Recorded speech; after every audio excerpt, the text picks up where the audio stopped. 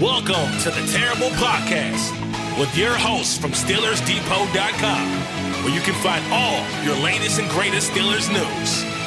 It's Dave Bryan and Alex Kozora, always lit, talking Steelers. And now, here's Dave and Alex.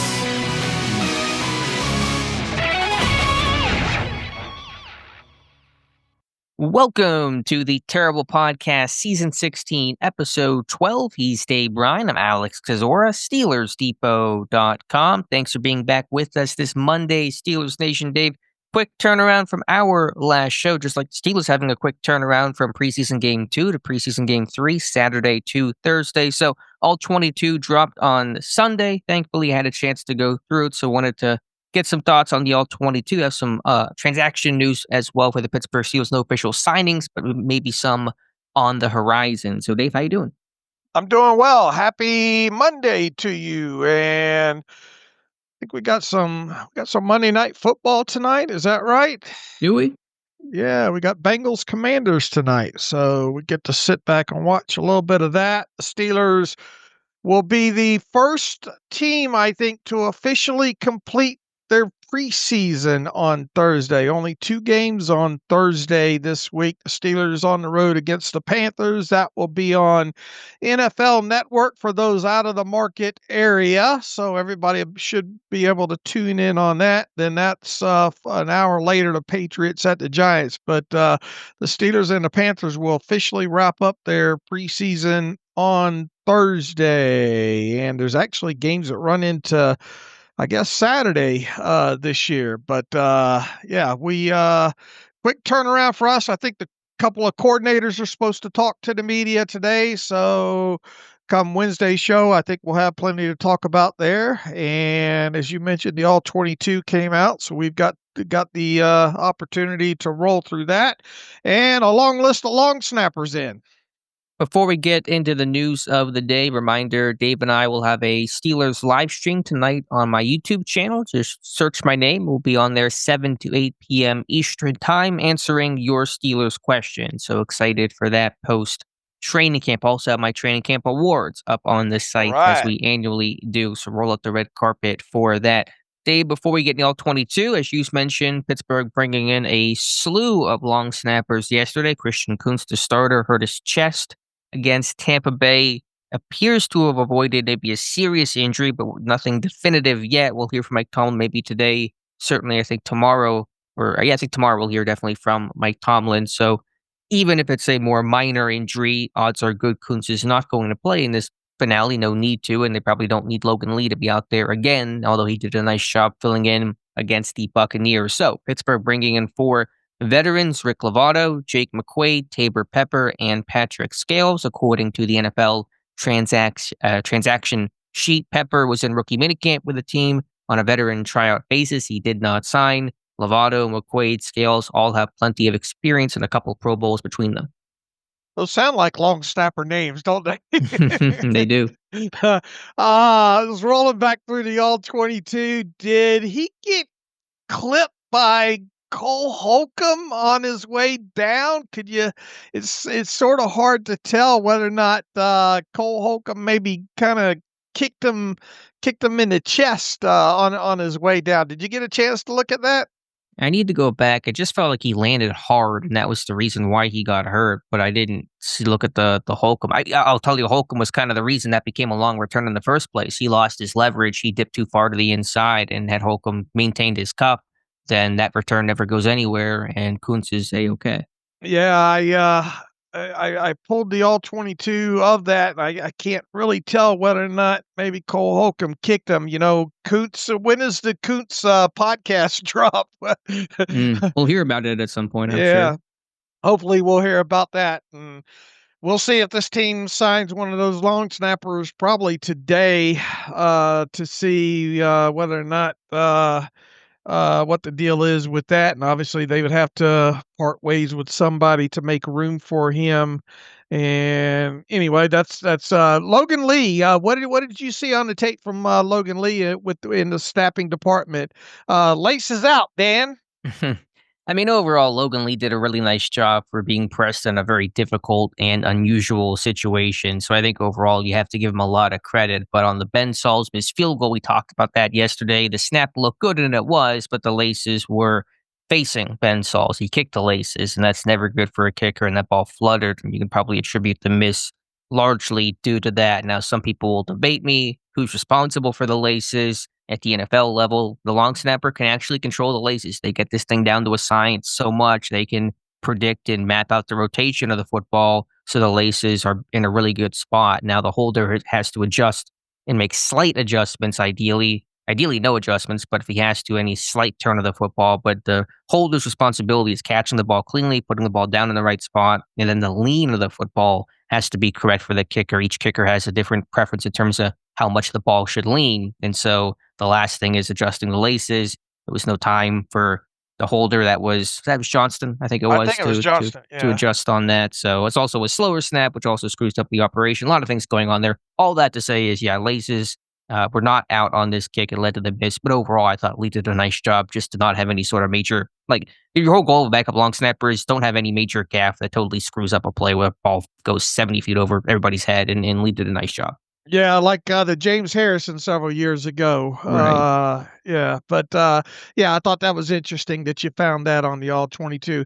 Okay, we got the all important long snapper news and analysis out of the way early in this one. You never know what you're going to get on this show. Yeah, hey, we love our long snapper talk, and you're right. Pittsburgh probably will sign somebody. I wouldn't be shocked if more signings or maybe don't know the exact health of the team, but the O-line seems pretty thin right now, Dave, with Isaac Seumalo not been working. That might be rest. It might be something else. It's hard to say. Ryan McCollum, he is working his way back, but when he'll be back fully, we're not quite sure. Calvin Anderson, Aiden Williams, Gareth Warren in concussion protocol, short week, wouldn't be shocking.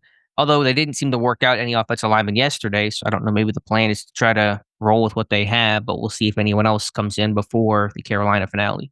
Yeah, a little bit of mystery here with just under 3 weeks to go until the first game there. And Isaac Seumalo obviously being one of those. Calvin Anderson, kind of wonder what's going on with him at this point. Hopefully they can get Ryan McCollum back for this game Thursday night, but we'll definitely see there. But those are definitely some names to watch when it comes to some dinged up players. All right, Dave, the All-22 came out in this one. Let's start with the Steelers offense. We've both gotten to go through the All-22 coaches tape. So what stuck out to you offensively? Did your mind change on anything good or bad after rewatching the tape? Yeah, I think first and foremost, you start with the fact that, and we kind of hit on this the other day, they only had 2 running plays with the starting offensive line in there, and they have, I think, 5 in total for the first 2 preseason games. So it does make you wonder, come Thursday night, assuming they roll out everybody on that starting offensive line that's healthy, if we'll see maybe a couple of more running plays, and will we see a guy like even Jaylen Warren out there? I kind of doubt it, but you never know. Maybe Mike Tomlin will fill in some of those holes when in one of these next couple of times that he talks to the media there. But I thought overall, especially on the pass protection end of it, I thought the offensive line did a good job again. Impressive rep, I thought, by Zach Frazier on the deep ball down the middle early to Roman Wilson. But as far as the starters went, pass protection, I don't think that's been an issue through the first 2 preseason games, albeit the unit hasn't played all that much in those first 2 preseason games. And I wouldn't imagine that if they do play on Thursday night that they're going to get more than 10, 11 snaps. That seems to be kind of the probably the over or under on that. As far as some backups go in this game, I tried to concentrate a little bit more on Andres Pete in this game. He was rotating in and out at left guard in this game, and Andres Pete, in my opinion, is a better guard at this stage of his career than he is a tackle. In fact, I think of all the backup offensive linemen that played in this game Saturday night, I thought Andres Pete represented himself the best. And once again, that was at left guard overall there. So the rest of it's almost like who's who of who was left behind there on the offensive line. Nobody really stuck out all that much. Obviously, you had the Gareth Warren couple of penalties. You had a Cook false start. You had a Stephen Jones got a yeah, flag on a 3rd yeah, and 2. Stephen Jones, and then Doug Nestor. Nestor had the legal hands to the face penalty on him. But starters look fine. The 2 runs obviously didn't go anywhere with that unit in there. Pass protection was fine. So I think that's my takeaways as far as the offensive line went. What were your thoughts on Broderick Jones in this game? All right. I think it was a lot of quality snaps and maybe 2 really ugly ones. There was one where he ducked his head and got beat and really bailed out by the combination of Connor Hayward kind of pulling across and Darnell Washington finding work and decleating number 52, the Buccaneers pass rusher. But he needs to avoid those really ugly reps. There's been in both of these games, there's been 1 or 2 reps that have been really negative. The other ones I think have been a lot more solid. But you really can't have that kind of batting average of that 1 or 2 really ugly reps per game, because that can lead to a sack and a negative play that can change the course of a game. So I still think there's some work to do. It does, just watching him compared to Troy Fautanu. Fautanu feels a little more flexible, better knee bend. Jones a little stiffer, a little more rigid. You're still seeing some good things, some improvement from Broderick Jones, especially in pass pro, but he still can fall back into some bad habits. Yeah, if you didn't know any better looking at the tape, you'd think Fautanu was the 3rd-year guy, right? Right, or 10-year guy, just based on how he's looking so far. I thought Fautanu continues to stack some really good games. Nice kick step by Fautanu, good independent hands, I thought. He had a good game. What about Dylan Cook, the backup tackle? He's right now your next man up until we get clarity on Calvin Anderson's status. Yeah, I thought it was just kind of okay with him overall. I think a couple of times he gave a couple of deep sets into there and all, but I didn't see really a lot of overly egregious stuff with him. Yeah, I think okay is a good way to describe it. It hasn't felt like quote unquote magic of that first year in Pittsburgh, where it felt really, really good. It felt a little inconsistent. Maybe Didn't he play mostly on anchor. the right side early on in that first preseason? Wasn't it mostly like right tackle and right guard for him? Played, I think, a lot of right tackle, played a little bit of left guard late in that first preseason in Pittsburgh. Yeah, it just felt like he gets a little knocked off base. The core strength isn't maybe quite there. He's a good athlete overall. The hand use and striking, I think, has been good. Probably could be a little bit better. Just felt like his base has been a little unsteady. Is kind of my evaluation of Dylan Cook. Right. Did you think Andres? Do you agree with me on Andres Pete at left guard? I thought he looked a lot better this week than the few snaps he got in the opener. Now, part of that is you have a full week with a team. You can kind of get your legs under you a little bit. So maybe it's natural for him to look better, no matter if he was playing left tackle or left guard. I thought he did have a couple nice reps at left guard, though. So, I know he kind of downplayed a little bit of the pushback of how do you guys not have Pete on your 53. Has your mind changed at all where maybe he could push for one of those final offensive line spots? I think it all depends on what's going to happen with Calvin Anderson. I think. But if Pete's getting looked at as a guard, I mean, he's played left tackle and left guard. Right. Could he beat out, I don't know, a Sharping or just be a 10th offensive lineman? Well, he's definitely not going to give you anything at center. So there's that. I guess it just comes down to how the versatility between obviously the experience in the NFL and the position flexibility. But I mean, I'm not sure I want to see Andres Pete have to come in and play a lot of snaps at left tackle in a game right now.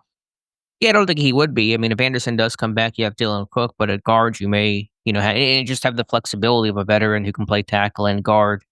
It isn't necessarily unattractive. So I'm not sure if I'm putting Pete on my 53. There's a stronger case to be made, I think, this week. The health of the O-line muddies this up a little bit. I mean, McCullum's going to be healthy for week 1. It certainly seems like it's tracking that way. It's just unfortunate he's missed a lot of the summer to get some reps right now. But you should have your backup center in there. And even if a Sharping were to make the team, he's probably inactive. So he's not going to help you out on game day, at least. If you ever needed a center, that's probably where Mason McCormick becomes your emergency third string center. Right. I'd like to see Pete play more left tackle in this finale because I'm confident he could give you some good snaps at left guard. Yeah, fair enough. We'll see what they do, and maybe he has to if they don't sign a tackle, and you have Gareth Warren not playing in this one. If he's in concussion protocol and doesn't get cleared, then you may have to get Pete more time at left tackle. Uh-huh. All right, let's look at the quarterback play. Any different evaluations of the job that Rudolph and Thompson and Woodside did? I don't think my mind changed all that much. I did think Skylar Thompson, sans the interception that he threw, played a good game overall. He's got some mobility to him and all, and even on one of those rollouts here with the levels concept, hitting Scotty Miller coming across. I think one of the what was it, the second completion to Roman Wilson. Didn't realize Scotty Miller was that big of a threat.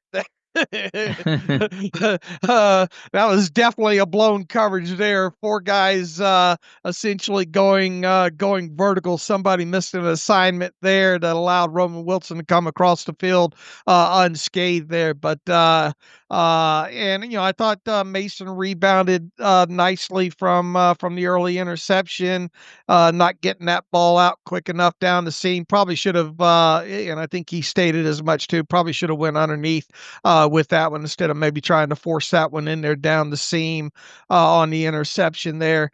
We're talking about the two guys that came in after Mason Rudolph, though. I mean, Logan Woodside obviously isn't going to make this team, so I didn't spend too much time focusing in on his play there. But I thought once again overall Skylar represented himself well, and I'll be surprised if he's not on an NFL roster come week 1. Yeah, we'll have probably a deep discussion about what exactly that looks like for him to be on a roster. Is it Pittsburgh? Is it somebody else? And how do all those things happen after this final preseason game? Yeah, my thoughts on the quarterbacks didn't change much, but you're not looking at scheme too much in these preseason games. Obviously, teams aren't going to tip their hand too much, but Mike Tomlin, I think it was in the pregame conversation with Bob Labriola that is one of the more valuable interviews that Tomlin does each week, talked about there was going to be more game planning against Tampa Bay because they had scrimmaged on that joint practice and they already had kind of some basis and foundation with each other, which then heightens the amount of game planning. And just seeing some of the passing concepts on that Wilson, the first catch for 42 yards, a Mills concept. It's a two-man route, a dig underneath. That was Miller running it with Wilson on a post over the top. Safety plays a dig, you throw over the top. Just a solid, basic, but solid two-man concept to hit a big play there. And then later in the game, Scotty Miller, his 23-yard completion. And Pittsburgh has run this in training camp a couple times. So I imagine something they really want to try to do in points in time this season. It's become more popular, especially at the college level, a fake power toss kind of pop pass. So you're going to fake the power toss with the guard pull and get the linebackers to freeze or step down and then throw the seam and throw behind those linebackers. And it was a really nice job by Thompson to fit that ball to Scotty Miller. So just conceptually, that there were a couple of good calls by Arthur Smith in this game. A lot of that maestro, which is that mesh sit rail, where you're going to have the mesh route, the guy sitting the beat zone, and then running the wheel behind. So that was on the Lou Nichols catch, for example, late in that game. So I just thought conceptually there were some nice concepts. All right. Like seeing them use the middle of the field the way they've done so far in the preseason. Yeah, for sure. Anything else? Let's see. Offensively, the running backs. Any other evaluations? Caleb Johnson, second time through. I tell you, there's going to be a couple of times when this guy does get the edge that he's going to break one, and it seems like going back to some of his college tape and some of the longer runs that he did have were out on the edge there. Got tripped up on the side on one of those. I think the more reps that he gets, the more comfortable he's going to get. And once again, he did not get an opportunity to run between behind the first team offensive line in this game. against Tampa Bay. I would imagine he's going to get a healthy amount of work in the preseason finale once again. I don't know how many of those will be behind. I would like to see him run behind the starting offensive line a little bit more than than this team has done. I mean, 5 runs out of the offensive line. I'm not sure I would have the starting offensive line through 2 games. I'm not sure I would have had that on my bingo card going into the preseason. But Nichols, I thought, Nichols is doing everything he can to get a roster spot here. That was a very impressive long run that he had in this game, and he's had a couple of nice runs, especially out to the edge so far. So Trey Sermon, I think really the highlight, he had maybe two kind of notable runs, one of those being the touchdown run in this game. He can do a lot of stuff for you. Pass protection, I guess, seems okay from what limited I focused in on that. Caleb, obviously the things when the football's not in his hand are going to be the things that they really have to work on moving forward as well. Why do you think Caleb Johnson has gotten limited burn behind this starting offensive line, and why in general do you think they just haven't run a lot with the starters in the game? Yeah, I don't have. That's something I would ask Mike Tomlin. Yeah. These next 2 days here is why has this been indeed concentrated on the pass protection with the starting offensive line earlier, and is just how the script is. Because you're coming out scripting that a lot of that stuff early on, unless you get him down, 3rd and long or something like that type situation there. And I think you owe the opportunity to Caleb to get a couple runs behind that starting group. So that's only a question Arthur Smith or maybe Arthur Smith will be asked about that today. Mm-hmm. It would be worth just hearing why five runs with your starting offensive line so far, regardless of who's back there. Assuming the starting offensive line plays some level of snaps, some measure of snaps in this finale, I think you got to have a run-heavy approach. You've come out pass-heavy these first 2 games. Maybe that's because you face some starting caliber defensive fronts, and you wanted to get a look at that, and that's all well and good. I know you're going to play Carolina's backups in this one. Dave Canales, the Panthers head coach, has already announced they're going to rest their starters, but I think this is a game, even if you're getting not necessarily the best matchups or best looks, to just run the ball, get some snaps, get some work in with Caleb Johnson and the starting offensive line in the run game before week 1. Yeah, I would agree. I would like to see this be run focused if at all possible in this finale. Caleb Johnson, I did go back that play you were talking about in that 1 corner blitz. It felt like you're right. Johnson was late with his eyes on picking that up and didn't get a clean shot on. I think you were corner. Probably initially thinking it was the earlier one. Yeah, I was talking about the first sack that Thompson took. This was not even a sack. I think Thompson, what did he do? He ate the ball or threw the ball away. He kind of rolled out, but a little bit late with the eyes there from Caleb Johnson. Right. And then watching the offensive line, it's obviously a really tough matchup, but Vita Vea, I thought, was really handling Pittsburgh's defensive line. Zach Frazier had some really tough reps. I think the first run of the game, Vea just completely blew up Zach Frazier. And that's Spencer Anderson had 1 decent rep against Vita Vea, but that guy was making his presence known in the middle of that Buccaneers defense. That's a good test for him, for Frazier. Yeah, like I said yesterday, I think that's the measure of how good Frazier can be. Can he be great? I think he's already hit a floor if he's going to be a really good center, but can you take on the Vita Veas of the world? Can you take on the Dexter Lawrences of the world and those top-end defensive tackles? And that'll be the measure of really determining how good of a career Frazier can have. I think early on you see some good transfer of some stunts and all between all 5 up front overall. I thought they did good job staying on levels and passing guys off and things of that, the few snaps that they had. Yeah, I think overall, even the backup offensive line, I think has done a nice job. They rep that every single day, and so that's been really important to work on those types of things. One guy that I think has had a nice camp that hasn't gotten talked about a whole lot is Mason McCormick at right guard. He's been durable, been available, working every day. He talked about getting his hands to be more efficient, his strike to be better. I thought it was in this game. I thought there were some good reps from McCormick. What about Spencer Anderson? How do you think he's done through 2 preseason games? I mean, I think it's been passable. Like I said, I thought he had 1 decent stall out of a bull against Vea. It's might have been actually the throw to Roman on that 30-yard completion that you're right, the Buccaneers had that blown coverage on. I thought that was a good rep there. I mean, I think Anderson is a, passable, get you through a game type of a guy. But what is the standout trait of Spencer Anderson? Is he a super athlete? Is he really aggressive? Is he a great finisher? Is he super powerful, torquey? It all seems to be a lot of C's with Spencer Anderson. Everything's okay, nothing great. Right. But he's your top backup right now at your both guard spots, and I Yeah, don't see that changing any which way come week one. I agree. Anything else here from the offense, Dave? You want to talk about all 22? Anything at the receivers? Roman Wilson. I mean, it was just a nice game for him. Scotty Miller keeps making plays. Did Scotty Miller play a single snap after Robert Woods came into the game? I want to check our charting once we get that. I don't know if I got that back from Tom Mead yet. He only played 17 in total, and what did we say? The starting offense played 10 of the offensive line, so he didn't play very much longer. Probably 2 series right after with he probably played 2 more. Scotty probably played 2 more series, 1 or 2 more series after Rudolph and company left. Okay, yeah.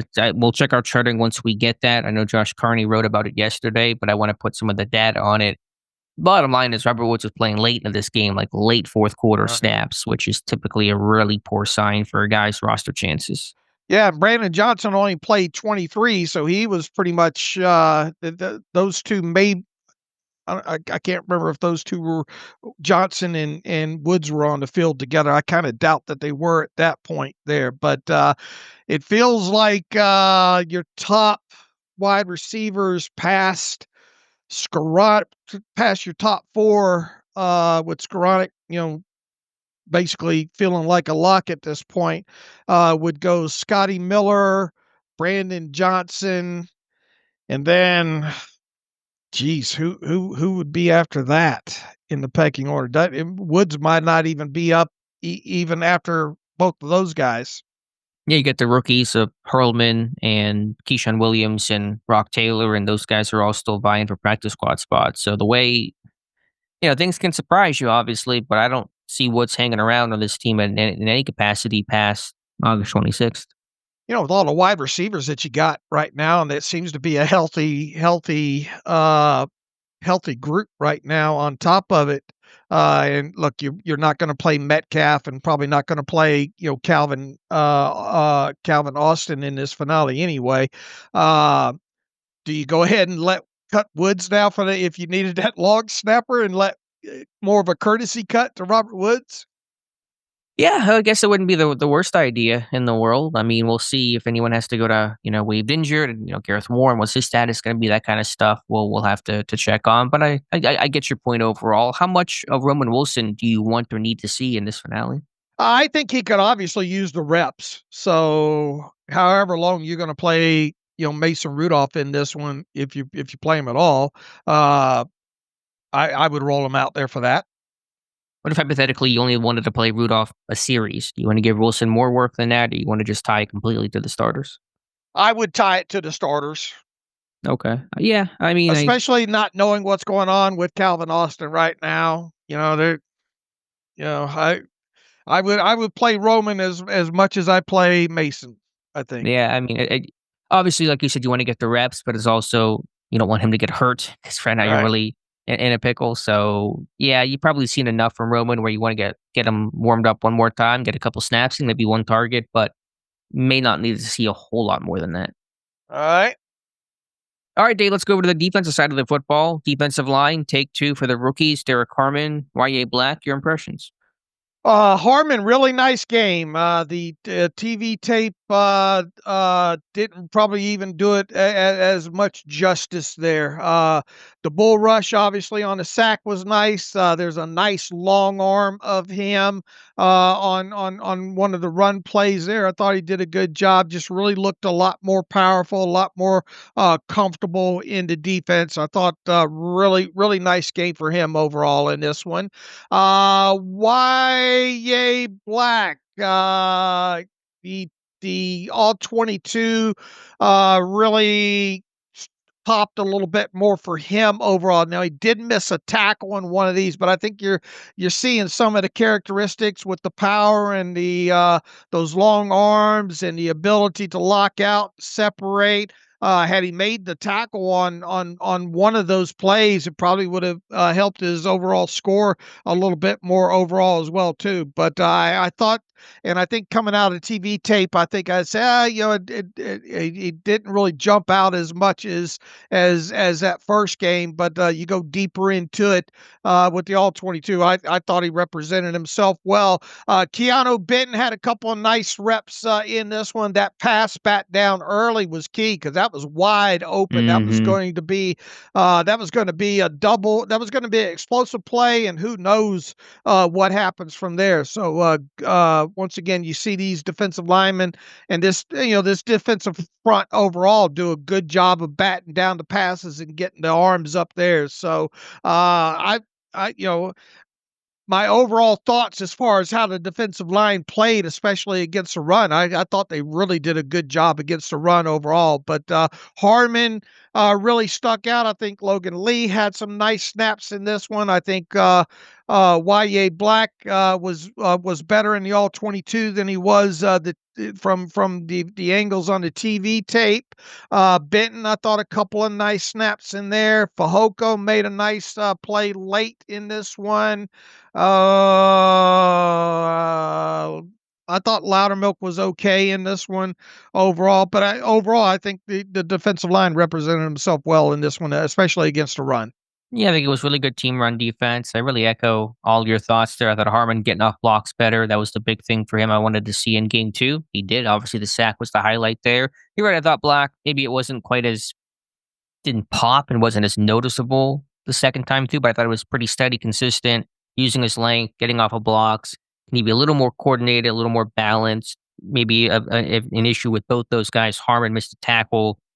It was just a tough play in space, kind of coming off the edge, but I think you can get kind of ding him for that, and maybe the same could be said about Y.A. Black. But yeah, the D-line did a nice job. Benton did well. I thought Lee, a little more active with his hands, getting off of blocks, being a little more crafty than maybe he's been in years past. I know the long snapper thing is the talk with him, but defensive line still his primary role and path to make this team. He's made some progress, and he got a good amount of snaps, which was a positive because he barely played in the opener. Yeah, Fehoko made actually, I think, 2 plays late in that last Buccaneers possession. So that's a guy that's trying to push hard for a spot. Could he be in the mix for a 7th defensive line spot, Dave? I don't know about Fehoko.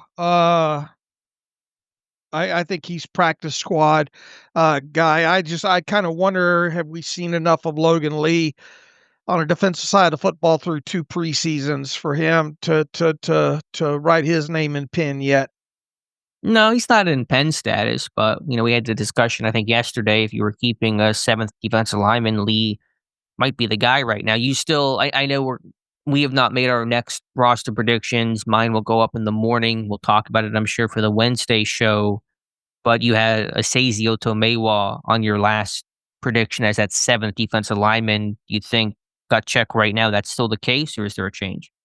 I'll have to look at it. I'm not married to Sazy. I can tell you that much. I think the question comes down to 6 or 7, though. Yeah, I'm with you there. Let's see, at linebacker, you're right on Holcomb. I thought Holcomb played the run really well, had a good run stuff early in the game. He read it well. In coverage, it looked a lot worse, though. There was definitely some negative reps there. The Benton bat down, I think that was maybe an RPO or a false key. I'm trying to think on that one where Holcomb stepped up. It was one a little bit later in the game where the defender or the receiver got behind him. So he was never a great coverage guy pre-injury, but some of the stuff in space looks, I would say, diminished from where it was. Now he's still working his way back. He's still getting some reps in. There's still some rust to knock off, but I thought he looked a whole lot stronger against the run than in coverage. Yeah, he did. It's good. Hey, it's just good to see him back out there, right? He's good downhill. He's good over to the edges and all like that. The coverage, hopefully you're not going to put him in a lot of situations. Obviously, he's going to be on the depth chart as either number 3 or number 4, you would think at this point. But I think he's making his way back. There's some positives to build off of in these first 2 games for him. Right, but if he's going to play on special teams and he will. He's going to be the backup inside linebacker without a defensive role. I think he's got to be better there. That long punt return, I really put primarily on Cole Holcomb because he lost his leverage, like I said earlier. And so you can't have those things happen that create long returns. He's not the guy that's played a lot of punt team, I don't think, in his career. And so it's a little bit new for him, but he's going to have to do it a lot, and he's going to have to do it better. Yep. Agreed. Malik Harrison, I thought, was strong against the run. There were some more shades of Landon Roberts in this game, the downhill physical. He had that one play. He beat the block, got downhill, smacked the running back at the line of scrimmage. And so I still see certainly Peyton Wilson, Patrick Queen as being the guys, but Malik Harrison could filter in if they feel like the run defense needs a boost or maybe some situational game plans, 3-5 formations and groupings later in the season. Yeah, I do kind of wonder if they need that roster spot. Maybe what could happen to Mark Robinson. Yeah, he's been such a quality special teamer. I mean, we can certainly debate it, and we did a little bit last show, but let's put it this way. I don't think Carson Bruner is going to take his spot. No, I don't think so either. If Robinson loses it, it's some other configuration of an extra DB or offensive lineman or something like that squeezes him. I mean, I don't even see an outside linebacker. I don't see a fifth outside linebacker taking his spot either right now. If there was a fifth outside linebacker, I think it would probably be Eku Leota. He had a strong game, I thought, overall. Out his coverage, I think, in a couple of times wasn't great, but I mean, this is a guy that come off the edge. I thought he had a more impactful game off the edge than Jack Sawyer did in this one. I thought Leota stuck out a lot more in this one. To me, he's going to be I expect Leota and obviously Julius Welshoff as an international player being on the practice squad. Yeah, Leota's got some NFL experience. He had a sack in Carolina before starting over in Pittsburgh last year. He's undersized, but he's twitchy. He's got a good burst. He's able to dip through some of these guys, either inside counters or outside rushes. He's played on special teams some. So yeah, I think Leota's had a nice. Yeah, I mentioned his name a couple times during training camp. I thought there were some moments there, even against the edge. I thought he was able to hold the edge better than you would expect from his size throughout the preseason. He had the fourth down tackle. There were some other plays, I think, on some of those late tackles by Fehoko on the Buccaneers' final drive. Leota did a nice job setting the edge. So yeah, there's something there worth keeping. What's going to happen with Liao? Is he practice squad worthy? No, I think you're cutting bait. I mean, there were a couple of decent plays against the run. The pass rush really just hasn't been there with him. I think you noted he had that one inside rush on the left tackle. That was the play that Sawyer got that near sack and pressure on. Right. But I thought it was a nice start for Liao, and there was some intrigue, and his size along the edges against some of those tight ends can create a matchup in his favor. But, again, maybe you try to trade him at this point. His trade value, I think, would be a really, really tough sell. I think you just probably cut him and wash your hands clean of that. I think so, too. How many Steelers from the 2022 class will be on this 53-man roster come week one, Dave? I was thinking about that the other day. Oh, that's a great question. Because Liao was part of that. Obviously, many guys have already departed. Kenny Pickett, George Pickens, Chris Oladokun. So right now you have currently on the roster Liao, Calvin Austin III, Connor Hayward, and Mark Robinson.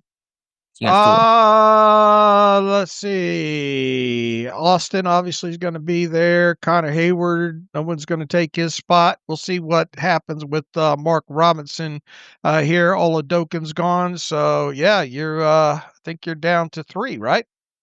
Well, you got 4 right now: Liao, Austin, Hayward, and Robinson. So how many of those 4 will be on the 53? I don't think Liao will be. That's why I say it'll start with Austin. Hayward will make it, and then we'll see what happens with Robinson. So I think it'll be 3. You think it'll be 3? That's where I'm sitting at right now. Should mention, we talked about it in passing yesterday, but on that 14-yard run by Caleb Johnson, you mentioned it, that really nice backside cutoff block by Connor Hayward. That cut block was really, really key. Yeah, and I know people.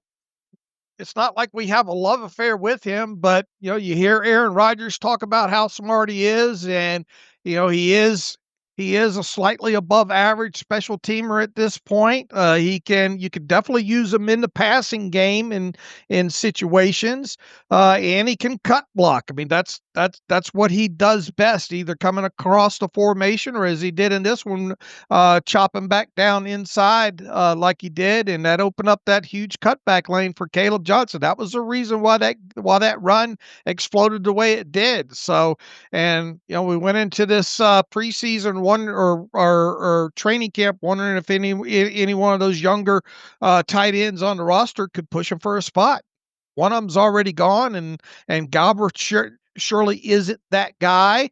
And unless they go and Kevin Fultz, bless his heart, he's not that guy. And unless you go outside the organization, and I don't think they are, to find that fourth tight end that's a better blocker that can help you on special teams, Connor Hayward's going to be on this team.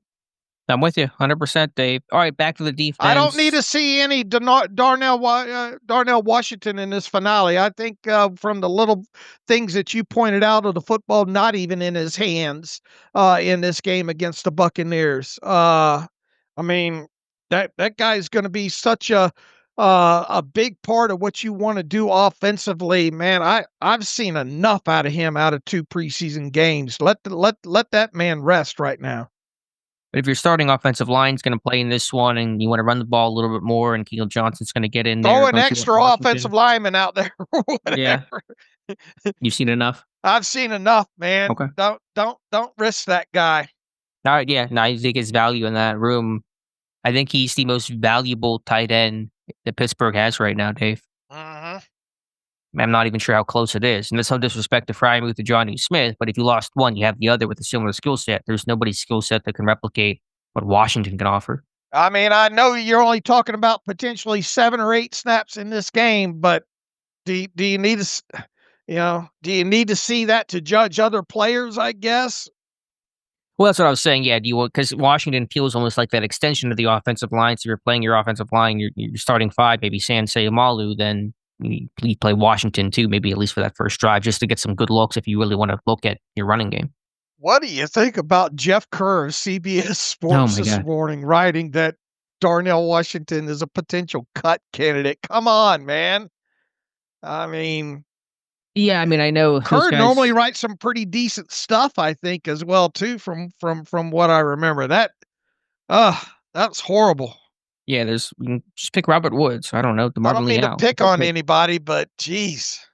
Yeah, I mean, I know that can be one of those things where you got to cover all 32, and maybe you're not super as knowledgeable about all 32, but I don't know how you even sit there and put Connor Hayward down if you want to put anybody. I mean, not that he's going to get cut, but at least that's a better suggestion than Darnell Washington being cut. He's going to be a Steeler and hopefully Steeler for a long time. It's just a guy, I know I'm rehashing a bunch of old discussions, but if Washington plays this regular season as he's looking right now, are you more open to an extension after the season when he's eligible? Well, from where you asked this question several weeks ago, yeah, I'm more in line now, potentially after his 3rd season of going to him, and you're not going to pay him what you're paying probably Freiermuth or Jonnu Smith, but you could probably get close to it. How close to it? I don't want to go down rabbit holes, but I do. I don't know. 7-8 million average yearly value. Josh Oliver of the Vikings, I'm not sure when this was. It was very recent. This year, if not last year, signed a 3-year, $23.25 million extension with the Vikings, and he's regarded as one of the better blockers in football. That's looking like the benchmark I'd be using if I was Darnell Washington's agent and probably trying to top it, obviously. Looking right now, Josh Oliver's average year is $7.75 million, so you could probably get there. Yeah. You probably get him to 8. It's a lot of money in the tight end room. And look, if this running game goes the way you think it's going to, I still think Washington's catches are going to be muted just because of the tight ends and the ball distribution and how much they want to run the football and all like that. I don't think Washington, now he could have a lot of touchdowns. Obviously, I joked the other day, he could have 20 catches and 10 of those touchdowns. But but what you want to do with this guy in the running game and, the pass protection and, everything that goes along with it, I don't think $8 million's totally out of the question if he has a good season, stays healthy. And Oliver just signed that. That was an extension he signed in June. So it's a very recent contract. Yeah, I think that's the benchmark, and Washington would look to top it next year. Uh-huh. All right, let's go to the secondary, Dave. Obviously, not a lot of guys playing in this one. No Porter, no Slay, no Ramsey, no Elliott. What stuck out to you? Thornhill coming down early like a bullet. That's one thing. Trying to think what else. I thought Beanie had some pretty decent snaps overall in this one. Trying to think what else. Eccles got beat to the corner. I mean, that was a nice grab by Bouquet. Trying to think what else stuck out to me overall. I don't. Yeah, that's the same. That I Clark and Thornhill were just active. Always, Yeah. they both had tackles for loss on early runs. Yeah, I didn't spend a lot of time on the secondary in the All-22. Yeah, I thought Castro tackled well. I think he's been steady, consistent. I thought him and Quindell Johnson both had just solid games. Johnson had the fumble recovery. Didn't he have a fumble recovery somewhere? I forget if that was him. It was Hurlman. I don't know if Johnson had one too, but Johnson had a tackle on a bubble screen later in the game. Yeah, I thought Beanie played well. I thought he was tough and physical. I know that his roster spot feels a little less certain than maybe where it once was, but for a Steelers team that's been collecting cornerbacks and wanting to have really good depth there, and no one really to really bump him off with all the injuries to Kent and Trice, I still think Bishop's going to make it just to be as deep as you possibly can at cornerback. We got a little bit of news coming in. Mark Cabali is reporting that Christian Kuntz injury is to his sternum. It is believed to be broken, according to a source. That would keep him out several weeks to months. So that maybe kind of explains the 4 long snappers coming in to get a look at a large selection of them. We'll see if one of them signed today, and if indeed that is the injury that as stated by Cabali, and that shelved him, then he's probably going to be one of 2 guys to go to IR with the designated to return before the main cut down comes. Yeah, now you can give him one of the 2 waivers. That's what I said. Waivers. One of the 2 guys that potentially go to IR beforehand. So, I mean, could that be like Corey Trice Jr. as we sit right now, and maybe Christian Kuntz then? Yeah, it sounds like Kuntz is going to be one. We don't know the exact timetable. There's 3 weeks until week 1. Doesn't sound like it's he's going to get back for then. Obviously, you're not going to carry him just inactive. He's going to probably have to be on an injured list. So it would make sense if he's one of your 2 IR to return slots that you can do right at cut down, so you don't have to carry him initially on the 53, so you won't have a funky roster configuration there. But yeah, it's unfortunate. It sounded like they avoided a serious injury from Tomlin initially, but maybe not after more testing. And it's just that's a new operation there. You may have a punter in Johnston who didn't really do a whole lot last year because he got hurt, and a new snapper. And the good news is Boswell has done a good job kind of dealing with different, maybe less snappers, but even he's had different snappers over his career, but different holders and just different situations, and he's always seemed to do well no matter the circumstances. All right, some other news coming in. Adam Schefter is reporting. Boy, we got some news to go to this show today. Steelers are signing former Oregon cornerback Kam Alexander, who was released by the Seahawks last week. So I wonder what's going on at corner right now. They had injuries to Kent and Trice. Any corners get hurt in this game? Not that I can think of. I mean, obviously something could have popped up that we don't know about after the fact. But there's going to be some corresponding moves coming in here, Dave. I mean, Kuntz is not going to go to IR now, I would assume, because that would mean you can't bring him back at all this season. So we see an offensive line. Are we going to see a move finally with a Kent or a Trice, or maybe one of those guys go to IR right off the bat right now? I mean, it obviously could just be other stuff where, Lance McCutcheon or some other receiver or some other position of depth gets addressed, but that'll be interesting, the moves on the other side. I wonder who of the maybe corners maybe could have got dinged that we didn't see the other day.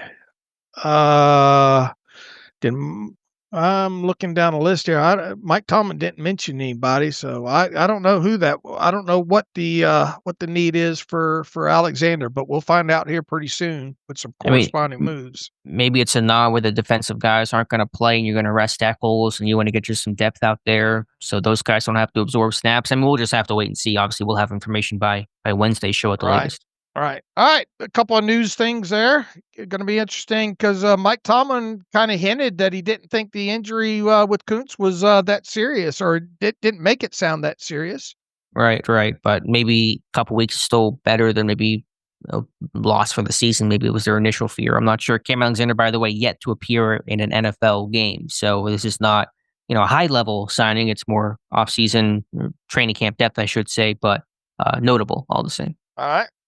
All right, Dave, any other final thoughts? His special teams, it was Hurlman and Williams doing a lot of the gunner work. Roman Wilson was on kick coverage for at least one snap, I noticed. So, I know he didn't get a return, and maybe that was part of the plan, was to get him some return work. It didn't happen, but he did do some other things besides kick return, being back there for one. I don't think once we get to the regular season, we'll see Roman Wilson do anything other than be on the kick return team, though. Yeah, and even then, I'm not 100% sure that's going to be the case. I mean, it still could be, I think Kenneth Gainwell is going to be one of those guys, and the other one's still a little up for grabs. Caleb Johnson's obviously getting work back there, and that's a possibility. These plays are now treated like runs, and sort of put a running back there, and I think Johnson had some decent success in this game, so maybe on Roman, but he's not even returned a kick yet. I think you like to get him the chance to do it before you put him back there in a game. Yeah, agreed. Trying to think of anything else here that jumps out that we should cover special teams wise. You think Boswell will kick any in this finale? Field goals? No, probably not. Maybe kickoffs against he did the last week, but not field goals. Obviously, the punting competition will continue on, you would think, this final preseason game. Who has the edge right now? Yeah, that's tough, man. You can make good arguments for both these guys right now. I'm still leaning towards Cam Johnston just because of more placement issue. Who both of them still have very strong legs and all. Both of them obviously quality holders. I think just Cam's experience and all, and he shows no ill signs of that injury and all. So it could go either way, I think. I wonder how they will determine. Will it be the holder component? Because that becomes even more into focus if you have a new long snapper in there. But yeah, this thing's really, really close. Yeah, agreed. And could they do the thing on the initial 53 where both punters get kept, as they did with Braden Mann, and try to trade one of them? I don't know who needs a punter right now. I assume some team probably could use an upgrade somewhere, but maybe is that something they consider for your final roster prediction? Could be. I mean, they just did it 2 years ago. They did it with, I think, did they do it with Brad Wing way back when? Was he on the initial 53 or was he flipped right at cut down? I don't remember the timing of that overall. I did. It's so hard to carry two punters, man, unless you have clear candidates to roundabout, Well, you're only carrying them for a day or two. Right. But still, somebody's got to come off though. You're right. Well, they just did it. You could do a Max Sharping. You do one of the veterans and just do the wink nod thing of, you're not subject to waivers. So we'll see in a couple days. I don't know. We'll see. I don't think that's going to be on my 53 final one. Okay. Yeah. I'm not sure if it'll be mine either, but something to consider because we always talked about these initial rosters look kind of funky, and Pittsburgh certainly has shown under Omar Khan they're willing to keep two and just see. It didn't work out with Mann. They couldn't trade him, but maybe they try it again. All right, we'll see. Hopefully they can just flip one period, Yeah, that'd be nice. All right, Dave, any other final thoughts? No, I think that's got it. Overall, we got a couple of emails I think that we can get to here. We'll start with Marshall Clapper. Best Steelers coverage out there. Appreciate you and the whole crew. I was wondering if you knew how frequently the Steelers ran design run plays out of shotgun last year. Feels like Arthur Smith likes to run primarily from under center, and the lack of run plays out of shotgun makes them very predictable and contributes to the ineffectiveness of the run game. Can you confirm this and what your opinions are on it? I mean, they ran, obviously, they didn't run primarily under center last year. Yeah, I don't have the exact data on that. So I really have probably a hard time answering that question in terms of giving I some don't concrete remember, numbers. but I could pull that up, but I don't know if I want to take the time. Let me see here how quickly I can get to it. Yeah, I just don't have the great data to pull offhand on that. And how that stack up to other NFL teams, we're not going to have that kind of information because I always look at Yeah. these numbers as relative instead of just kind of being there in a vacuum. Let me see here. If I can find where under center is here. I can't even find. Yeah, I'm not going to be able to pull that quick enough. All right. Well, maybe we can try Oh, to find wait. it. Shotgun. No. Let's see. Rushing, and I'm going to have to switch this to team real quick. Hold on a minute here. Leaderboards, team, rushing, personnel, shotgun, no. And then run the numbers here. Come up with anything? Pittsburgh, 340 attempts, it looks like. They were third in the league, I think, last year in non-shotgun rushing attempts. Okay. I mean, obviously, it just ran the ball a lot in general. So I think any kind of running category, they're going to be up there just because they were at the fifth highest team in rush attempts last year. As far as shotgun runs, 193, which ranked them towards the near the bottom half of the top of the bottom half of the league as far as those kind of runs out of shotgun. So they were like 18th or something. Right. Okay. The So 21st. 21st. Okay. Right. So Tied for 21st. So it's primarily runs under center. Yeah. Okay. All right. There's some data. So there's the data as far as that. I guess his question is plays out of shotgun makes them very predictable and contributes to the ineffectiveness. Yeah, I don't know. I mean, a lot of it's game circumstance. It's not really my primary concern in terms of that. It's more about the execution of it all. Beth Weaver writes in, if Max Herman can prove his worth at gunner, would he be a wise choice over Pierre? Pierre offers nothing on defense. We know that Max needs to catch the ball, but the play, but can play wide receiver, return punts if needed. Heck, could even go in at running back if needed. Even has experience as DB in college. Swiss Army knife worth keeping if he can be a gunner. Yeah, that's the whole thing, though, is I think Pierre's just has a lot more trust, is top to bottom. He's a bona fide defensive player as well, too. It just, I don't think Herman's shown enough, as a gunner. And look, I mean, he didn't help himself in that end zone on that. If he makes that catch, I mean, at least you have even more of a argument, as far as offensive weapon and all like that. I think he's a great story. He had my intrigue starting into preseason here. I just don't think that Herman offers you enough on special teams to keep over a guy like Pierre. Yeah, he can go to the practice squad. You're going to get him through. I'm not worried about him getting claimed. He's going to be versatile, help out on scout team, wear a lot of hats. I think it's going to be a great place for him to start his NFL career. Right. All right. I think that's all the emails that we have for this show. I think we've run about an hour here. We'll be back tonight, right?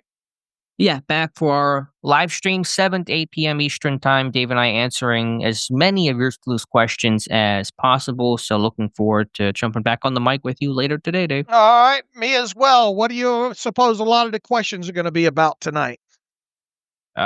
Just who's making the roster, probably, because we are right near the cutdown date. So it'll be our last one before that. Probably some Hurlman related questions. And yeah, we'll go from there. All right, pay attention to Steelers Depot today because obviously looks like we're gonna have some transactions. We'll probably get we'll probably see what happens with the Kam Alexander reciprocal, long snapper coming in. See if there's a reciprocal that ought to be a reciprocal there.